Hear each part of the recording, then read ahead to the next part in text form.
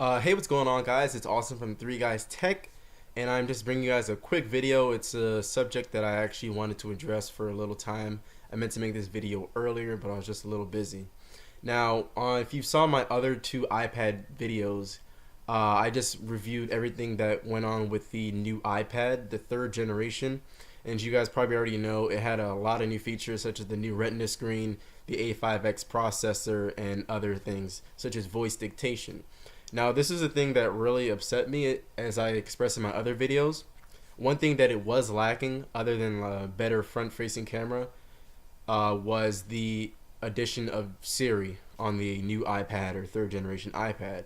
And as if you probably watched my other videos, I was pretty upset that they didn't include this with the new iPad. But I'm just here to bring you another perspective of this situation. Now, I was just thinking about it, and now that I'm really took time to think about it, it's honestly not a bad thing on Apple's part to leave out on the new iPad. There's a couple reasons why I would think they would do this. First of all, they still want to sell their iPad, not their iPad, their iPhone 4Ss. Now, as you know, the iPhone 4S is actually the only device that Apple has that actually has the Siri feature available.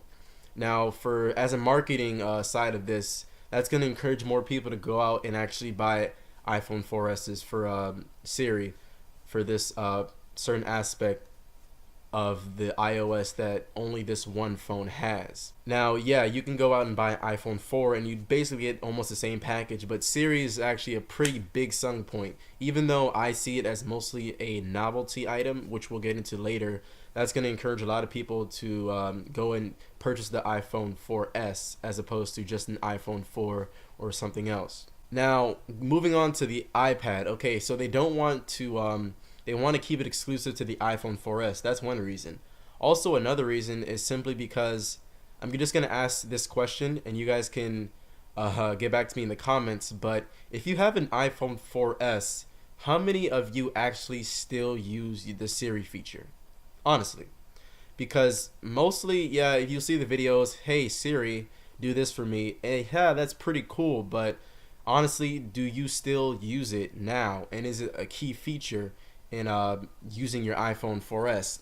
Now, if it is, it's most likely when you're on the go, like if you need directions someplace, if you're lost, or you need to find out how to get something. Now, the iPad is more of a relaxed item. It's more of a leisure device more than anything else. So you're not really going to need Siri for this because if you think about it, when you use Siri, what I imagine, I don't have an iPhone 4S, but what I imagine would be the scenario would be is if I'm on the road or if I'm traveling somewhere and I don't know how to get to one place, I'll say, hey Siri, how do you get to blah, blah, blah? How do you get to this place? And I'll pull my iPhone 4S out of my pocket. Now, yes, the iPad 3 and all of the iPads are pretty portable devices, but they're not such thing that you'll just go out and pull it out of your pocket and have it on you at all times to ask it these questions. Now, the iPhone 4S, that fits right in your pocket, and you're definitely going to have that with you 99% of the time. So if you do need that feature, it's going to be readily available for you to use. Now, for the iPad 3, again, this is more of a leisure item. So you're going to be, my sister has an iPad, and she mostly, yeah, she does use it on the go.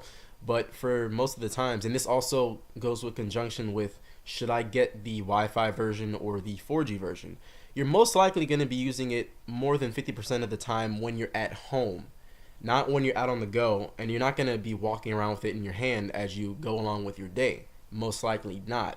So it's definitely not, now that you really think about it, it's not necessarily a key feature that it has to have, because yes, it's a cool thing to have, and you know, if they weren't trying to keep it with the exclusive with the iPhone 4S, I would say, hey, just throw it in there because we all know that it can work because it works on the iPhone 4. If you saw my video before, they had that hack that let the iPhone 4S, the iPhone 4 actually use Siri. Now, yes, it's a network-based process, so it would slow down your network if they had more than one of their devices using it. But yeah, I could definitely see them putting it on the iPad if they needed to.